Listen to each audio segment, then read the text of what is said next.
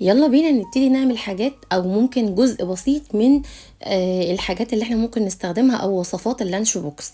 انا قررت ان انا اصور معاكم وعملت اللي هو السميت التركي. عملته بطريقة سهلة جدا، كيلو من الدقيق وشوية مكونات برضو، وقدمته طعمه حلو جدا. العجينة هشة وطيعة في ايدك ومش مكتومة خالص. بصوا عاملة ازاي، اظن بتتكلم عن نفسها. يلا بينا هنحضره سوا. انا اول حاجه جبت كيلو من الدقيق متعدد الاستخدام، وبعدين كيلو معلقه كبيره من الخميره، عليهم معلقه من السكر وشويه من الميه الدافيه عشان نتاكد من تفاعل الخميره. احفظوا بقى. هنسيبهم على جنب. هنحط معلقه صغيره من الملح، 3 معالق كبار من اللبن البودر، وقلبي قلبي كله مع بعضه. بعدين هننزل بقى بالخميره اللي اتفعلت معانا، كوبايه من الزبادي، تمام، وربع كوبايه من الزيت.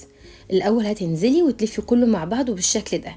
بعدين ابتدي انزلي عليهم شويه بشويه بقى من الميه الدافيه لحد ما العجين كله يلم معاكي ويبقى خلاص جاهز. ما تنزليش بالميه مره واحده. هنا خلاص خمرت نص ساعه، سبتها بالظبط نص ساعه كانت خلصانه.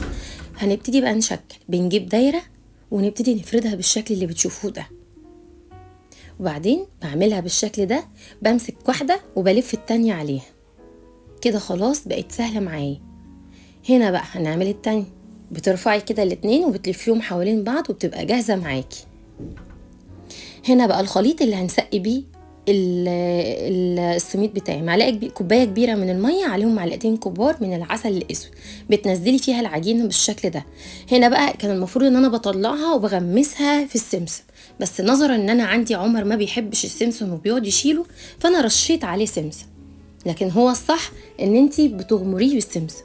بس يرجع لك. قدمته بقى هنا مع بيض مسلوق، مع جبنه بيضه، مع عسل اسود وطحينه، والف هنا وشفا على قلبك.